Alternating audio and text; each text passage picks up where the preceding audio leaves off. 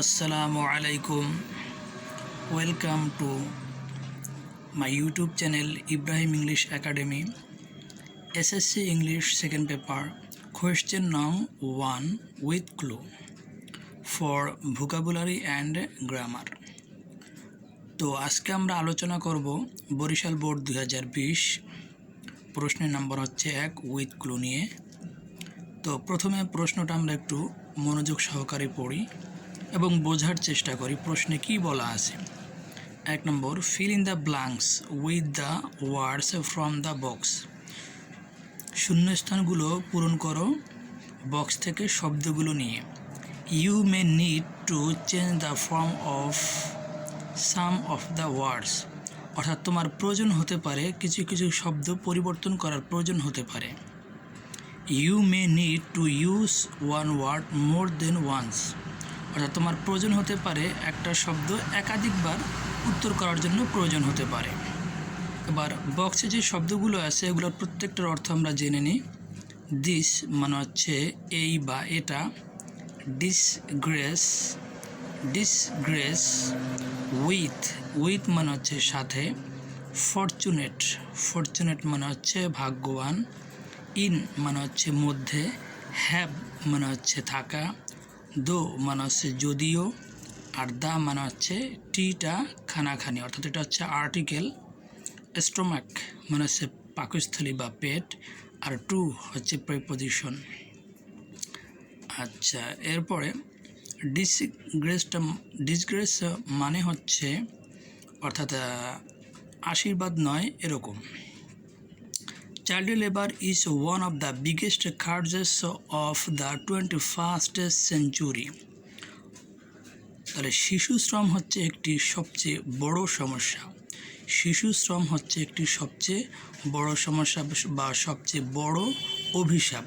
কার্জ মানে হচ্ছে অভিশাপ। ইট ইজ ড্যাশ দ্যাট, অর্থাৎ এটা দুর্ভাগ্য যে।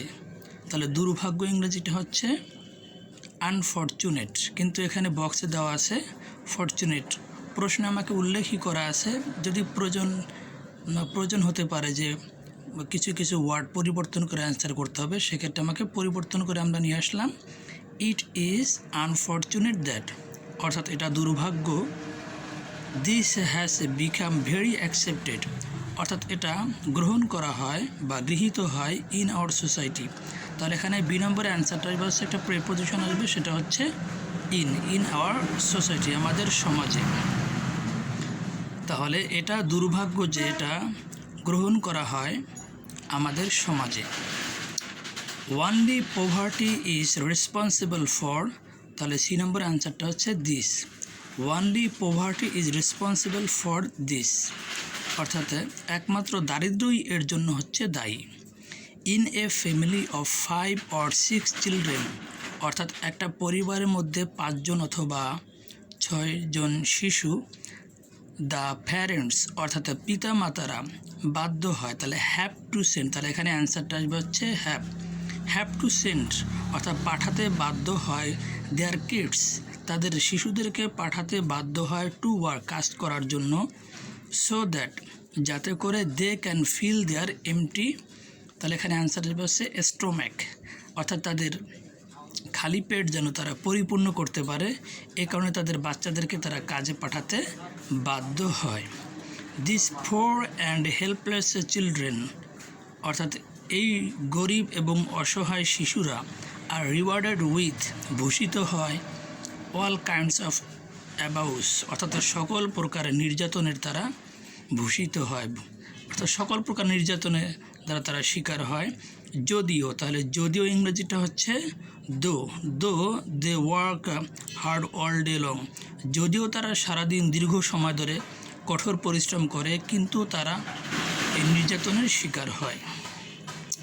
নো আদার থিং, কোনো জিনিসই হয় না ইজ অ্যাস, তাহলে এখানে যেহেতু একটা অ্যাস আছে পরবর্তীতে আর একটা অ্যাস আছে, তাহলে মাঝখানে এখানে বসবে হচ্ছে একটা অ্যাডজেক্টিভ। তাহলে অ্যাস ডিসগ্রেসফুল অ্যাস, তাহলে ডিসগ্রেসফুল মানে হচ্ছে লজ্জাকর, তাহলে কোনো জিনিসই হয় না লজ্জাকর।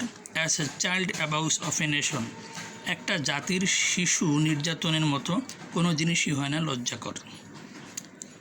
এরপরে I number dash government has taken, তাহলে এখানে একটা আর্টিকেল বসবে, সেটা হচ্ছে দ্য।